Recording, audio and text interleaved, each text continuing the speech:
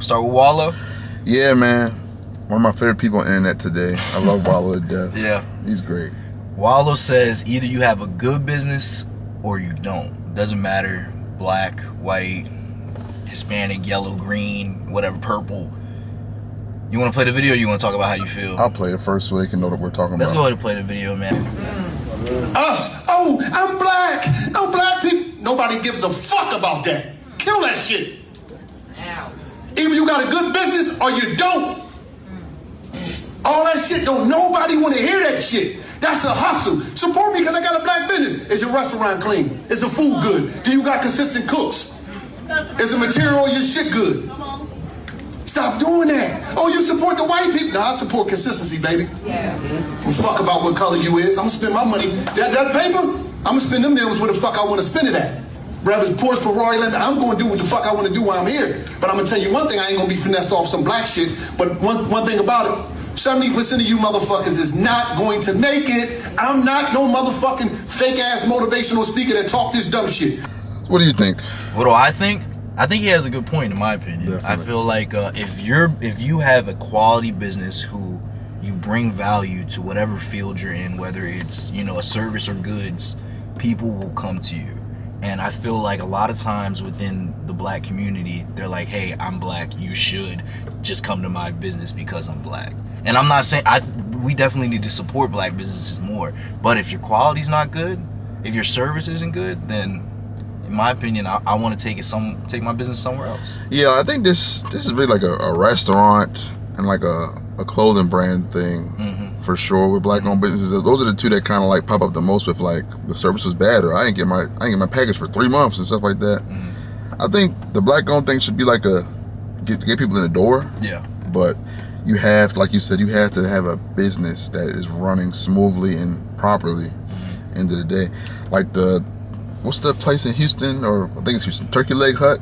That shit, it sounds like a Turkey Leg Hut? It's like a black-owned restaurant, and like over the last couple of years, it's basically like blown up completely. Like, is it good? Have you been there? No, I haven't been to Houston. I've been in Dallas. But so like the owners and everything, just scandal after scandal after bad publicity, and it's really them. It's what they're doing. It's not like somebody purposefully went in and sabotaged it. Yeah. We've seen that before now in Black history. Oh hell yeah! Where people burn down our shit. But hell yeah, all the time. As we're past the era of that stuff sort of happening, we have to hold ourselves accountable. Yeah. I think a lot of times we don't hold each other accountable for certain stuff, like whether it be crimes or shit like this, where people don't run their business properly. Just being black owned, just having good food doesn't mean anything. You know what I'm saying? I know what you're saying. In a restaurant setting. It sounded a little crazy, but I know exactly what you mean. I feel like I want to take it a step back to that point you made. We got to hold each other accountable. I feel like that's where, I don't want to say the issue is, but that's where we're lacking in that department. We don't want to hold each other accountable. Like you said, we just because it's black, that doesn't mean nothing. You need to provide value to your customers in whatever community that you're in. You know what I'm saying? I feel like that's where it is. Because like, let's just say I was reading the comments and someone said that, hey, he had this, I think he grew up in New York. He there was a Dominican store he went to for years. They were like a corner store, right? Yeah, a little corner store. Something like that. Okay. Yeah, the Dominicans were in there, but they were great. Like the girls, hi Poppy, like how are you? Like you're so good, we love you. The Dominicans black owned. That's black owned business. All right, bro. They don't claim us, bro. They gonna feel that shit. No negro. You know how they be. No negro. You ever been in DR? Nah. I've met more niggas that's my color or darker. I know, but they ain't no negro. Fuck you, nigga. You just as black as me, blacker than me, nigga. Bro, almost every Dominican I met was my color or darker. I'm looking around like, did we land in fucking Haiti or? That's what I'm saying. Okay, so I gotta. Why don't they want to be? Whitewashing shit, man. They mindset is different, bro. Shit's crazy. They don't have no pride in themselves. Oh. That's what you think the difference in the mindset. That's what I was. Well, you know, like Spain is white. Those are white people, so they had the same thing with us. That they over time they get taught the mantra like that. You should be this. You should be that. You can't be black. And then of course Haiti's on the same island as DR, and Haiti's poor, and also DR's poor too. But Haiti's much worse, and they kind of associate negative stuff with black people. Haiti mad because of the whole revolution that happened there. They still won't get over that shit there. But I mean, you gotta think. The slaves took over, and then they still owed France money for years. Yeah. They owed France money to get out of slavery. Yeah. I think only recently have they like crushed that debt, whatever. Did they? I don't think. I think they got. I think it was forgiven. I'm pretty sure, but I may be wrong. Research that. Look that up, one of y'all. Aiden, pull it up. Yeah, but so I'm not gonna give Haiti too much grief because they have almost nothing going for them most of the time, and the leaders are corrupt, and yeah, it's fucked up over there. Their deficit is crazy because they owe that money to France, stuff like that, man. But yeah, so take that, and then like they associate negativity with being black and stuff like that. It's the same thing we go through, but it's a little stronger for them, I feel. Bro, so I know Hispanics do it too, bro. I know people won't say that they're black or whatever, but they really don't want to be anything a part of us. They be taking our slang and how we talk, saying the N-word all the time. But if you say they black, they will get mad as shit. Like, I don't, it's just... When they're literally black people, most of them. I'm with you. You think Cardi B black? Cardi B, you think she's black? Yeah, what you mean? I'm just asking, bro. Why? Just asking. People think no? I don't know what to think. I don't know. You're trolling. I don't know. Is she black, you think? Yeah, she's black. What else would she be? Shit, I don't know, man. Anyway, let me take a step back to my bad. Back derail the conversation about Cardi B. No, you're good. Back to the business, right? Bad though. When the person was going to the Dominican not restaurant, but corner store in New York for years, and then a black-owned shop opened up. Pretty recently, and they were like, you know what, I'm gonna support my people. You know what I'm saying? I'm going there and stuff like that, you know. And then so he said he was in there. I think this might have been the first time he was in there. He was getting something out of the fridge, and he was looking to try to find what he was looking for. And the lady was like, you know that shit ain't free. You gotta hurry up and close that shit or some shit like that. And he said he closed that door and walked out, went right across the street back to the Dominicans, yo. You talking about the electricity bill? Yeah. Yeah. So this is a lady that owns the place saying that. Yeah.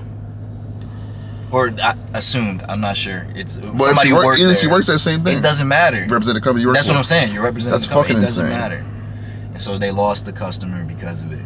And so it's like, so deservedly so. I mean, yeah, no, I feel you, but it's like, so people are trying to support because you are black, but if the quality of the service or whatever doesn't match, why would I spend my money? Also, another thing, yo, you ever to a black lounge or something? The drinks be high as fuck, bro. Oh my goodness, bro. I think I was just talking to somebody about that, bro. Have you noticed that most of the clubs, if it's black people, it charges at the door, white people, they don't charge? Yeah, I have noticed that, man. The fucked up part is the black will charge at the door, and they'll charge you in the place for drinks and shit. Yeah, no, I was about to say. White niggas will let you in, then they'll just fry you on the bottles and stuff like that when you get in there. Shit, barely, bro. I don't know. I can't say that. I don't know. You ever had a section in bottles and stuff? Yeah. It's a lot of money, man. Yeah, I'm too hip, bro. Stupid lifestyle we live. People shouldn't do that shit.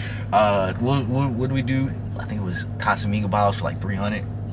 You can go to the fucking store buy shit for $50. That's what I'm saying, bro. Just a flex, bro. Just a flex, bro. You ever seen a video of niggas in Houston? They buy the bottles and start pouring them out, and they bought hella bottles and pour them out. It's a bottle battle or something. Yeah. The CIA's winning, man.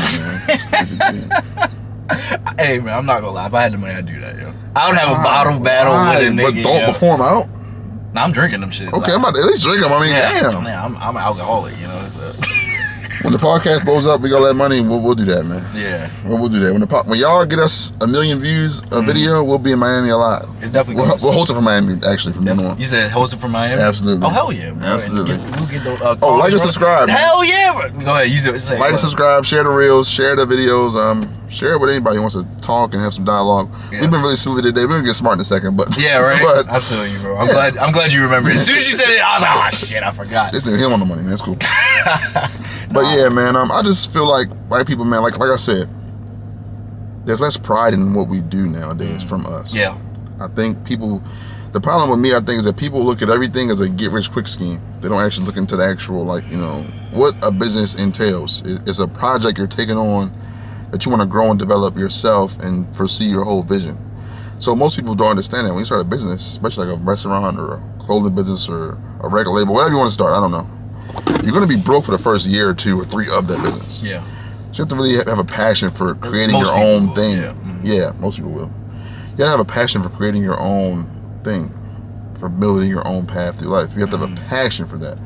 It's not about the money end of the day. Like, it'll come if you put the work in and you actually put respect behind your business and you provide some type of value. Absolutely. Yeah, that's what it is. And I sorry to cut you off, but I feel like you made they don't take pride in it. Most people don't really want a businessman. Most people don't want to be a businessman. They just want the money that comes with it. They think, oh, I want, like, I always talk. I be talking to my friends. I be like, most people say they want something. They don't really want that thing. They want what comes with it. Yeah, yeah. It be the freedom, the happiness, the whatever feeling that is that comes with it. That's what they actually want. Like all these Negroes today that are entrepreneurs and have 17, 11 jobs and they do hair, do nails. They are a traveling nurse and like all that stuff sounds good and everything, but people are only thinking about the money that comes with it. But the amount of hard work that goes into these businesses and stuff is you quit a 9 to 5 to work 24 hours basically because you're working, or at least 12, or you're half your days working on your business because it takes so much. People don't understand how there's a lot more work that goes into starting a business. People are like, I don't want a 9 to 5. All you got to do with a 9 to 5 is work 8 hours most of the time. You start your own business, you working at least 12, probably 18. I think the minimum is 12, especially in the beginning when it's just you and you don't have employees. That's what I'm saying. Yeah, so you're working your ass off. People don't really get that. Like we always say people don't see the work. They see the product. They don't see and they see the end result. They don't see the work you did in the middle. So yeah, that's what I think the problem is. People come into stuff and they have a little clout, stuff like that. They get people in the door. And they don't actually follow up on the actual, providing a good service because they assume, oh, I'm black owned. People know me. They'll fuck with me. Yeah. And it's not the case. People are really tight with it, especially right now. People are tight with their dollar. Like I want to get something out of my money. If I go to a restaurant and the food is good and all that, but the service is slow and the servers are mean and they don't, stuff like that, it's like I can't do it. So I'm gonna tie this back to music too, bro. That's what happened with music. People felt as though music, rap, in particular, it was a quick get rich quick scheme, which for some people it was, but other people you got to put in a lot of work, a lot of marketing, a lot of you got a lot of creativity, marketing, business. There's a whole bunch of stuff that goes into the music side, especially if you're doing it on your own. And most people aren't getting a major label contract. You know what I'm saying? So it's just a lot of stuff that people don't see. They always, like you said, they see the product, they see the end result. They see you in the club with the song is on, and oh hell yeah, you having a bottle battle and you having a good time. All the bitches like, oh my god, but they don't really see most rappers, they don't see the grinding over years, the spending your last dollar on the studio time or the feature and stuff like that. They don't see that. Future rap for 10 years before you blew up. Absolutely. I think you started 18, didn't go until you were 28. Yeah. You know what I'm saying? That's real shit. Yeah. You used to be called Meathead. I know. Shit's crazy. Yeah, like people don't see I see a lot of people talking about Doechii right now and they're saying like she's an industry plant, stuff like that. That girl been grinding for years. Go ahead. She's upcoming artist at the VMAs like 2-3 years ago. But people only see the end product, so that's when they say like, oh, you're an industry plant, you just got here, Yeah.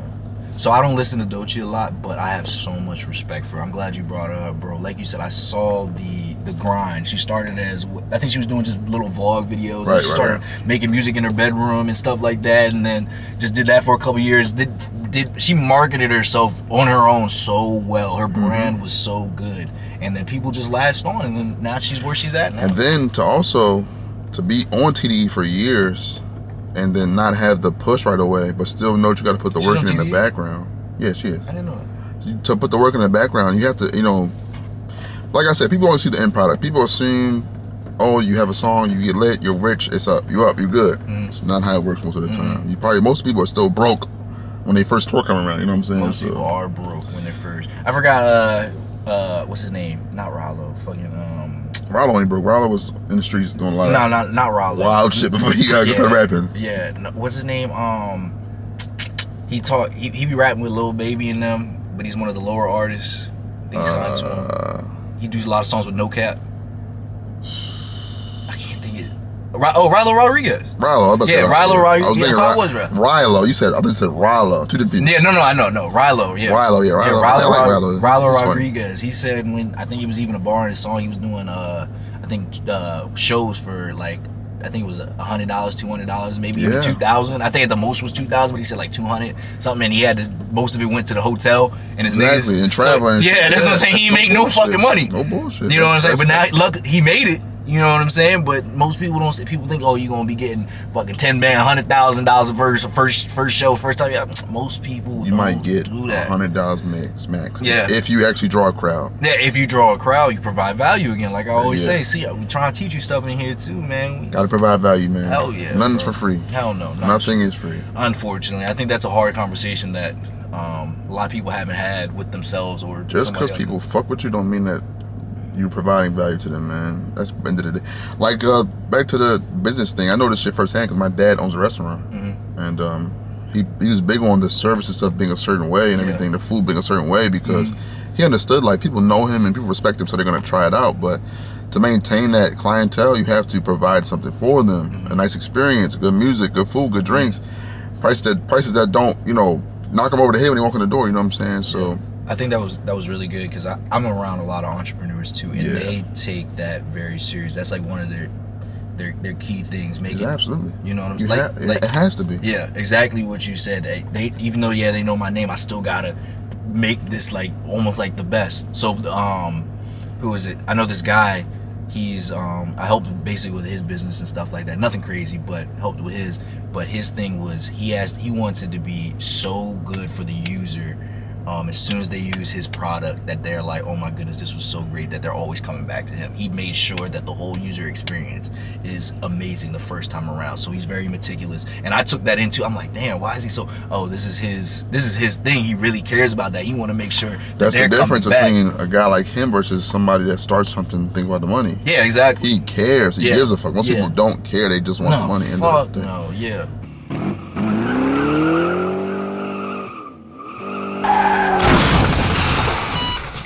The light.